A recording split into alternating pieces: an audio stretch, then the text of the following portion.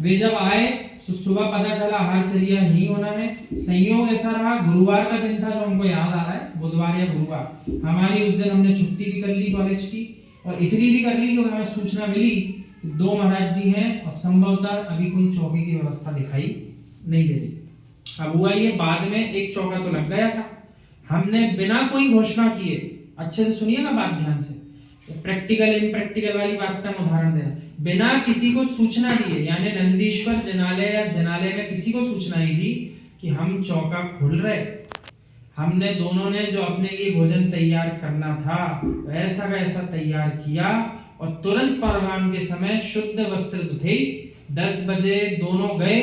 और यहाँ तक कि अपने परिवार के सदस्यों को भी नहीं बताया कि बुआ जी आप आ जाना, किसी को नहीं, सीधे पड़गान करने गए।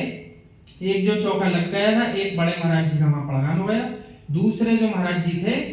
उनका पड़गान हमारे पास हुआ। बहुत निर्विकल्प भाव से, बहुत अच्छे से उनकी आहारचर्या पूरी हुई, और आहारचर्या के बाद वे कहते हैं आप व्रती हो, और आज जो भोजन हमने यहाँ ग्रहण किया बहुत सीमित,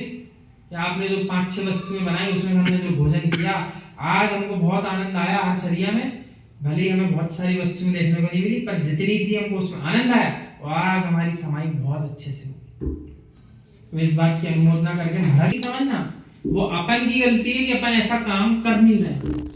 हम जैसा जीव से आप पूछो ना, हम कहेंगे जिन जीवों के पास धन द्रव्य है और फिर भी अपना समय धर्म के काम में नहीं लगा रहे, हम बार बार अपने आप से ऐसा कहते हैं, इतना पुण्य और अगर हो जाता ना कि जो व्यवस्था चलाने के लिए जो काम करने 8-8 घंटे हम जा रहे हैं, उतनी व्यवस्था भी हमारे पास होती तो हम आपको प्रतिदिन किसी न किसी गुरु की व्यवस्था में लगे दिखते। हम आपसे कह रहे हैं,